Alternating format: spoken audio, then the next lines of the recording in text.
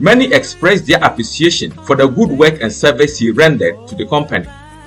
In fact, he was described as the backbone and institutional memory of the company.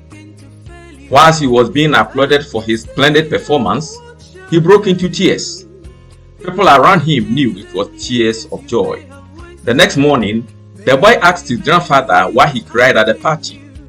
The man replied, "Whilst I reflected, I recall some excellent ideas and policies I could have implemented to benefit the staff and to promote the growth of the company at the time I was in office. Those ideas are useless with me now." The boy asked him to go back to implement those policies, but the man regrettably said, "I wish I had the authority to do so, but the power is no longer in my hands." The next day, the man took the boy to his farmland, which he intends to irrigate. He took 4 barrels with different degree of perforations. The first one had no perforations. The second and the fourth had more perforations, whilst the third had only few perforations.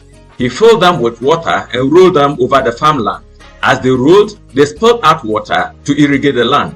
The boy observed that the first barrel rolled over the grass without spilling out any water. The second barrel rolled up to a point and got stuck while still spilling out water. The third barrel spilled just few amount of water since it had few perforations on it. The fourth barrel spilled heavily and was able to empty its contents to the end of the farm. Sadly, the third barrel got to the end of the farm, still holding more water than it spilled.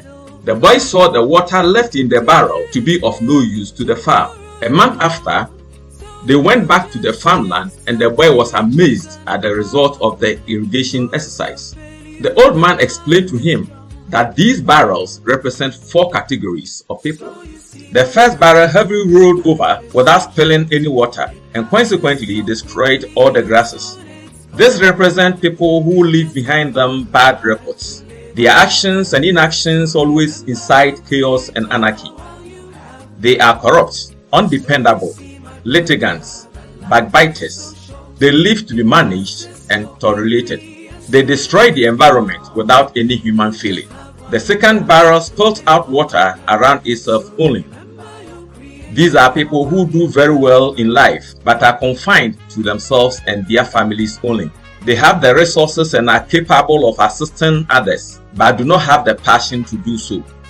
In most cases, they need to be pushed before they assist others. They spend heavily on their families whilst others around them wallow in abject poverty. They don't see other people's challenge as their obligation. To them, they owe no one any responsibility. The third barrel conserved more water to the end, hence could not irrigate well. This represents individuals who are not courageous to impact society. They have excellent ideas, strategies to support humanity, and solutions to many problems, but they keep it to themselves till they exit a position or die with it. Mostly, they are afraid of comments and failure to succeed. They are stingy and fail to share their thoughts. The fourth barrel heavily spilled out all its contents and irrigated very well. These are people who make impact in society and leave good legacies. They give out ideas, plans, advice, time, money to help others grow. They may not have enough but are capable of influencing others positively with the little resources available. To complete the lesson, the old man took the boy to the cemetery to assess his understanding on the parable of the irrigator. He then asked the boy which of the 4 barrels best describes the cemetery. The boy said, "The third barrel." The man asked him why. He said, "Most people here were not able to accomplish their dreams whilst they were alive, so they carried them to the cemetery." The old man congratulated the boy and said the cemetery is the richest city ever discovered in the world. He added that most of the dead wish to return to the earth to correct their mistakes and give back to society what belongs to them, but it is too late.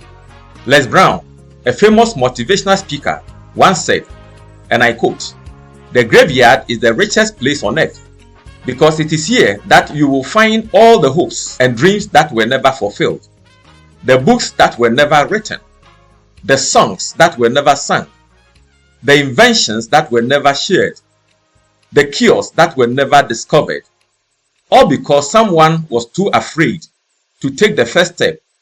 Keep with the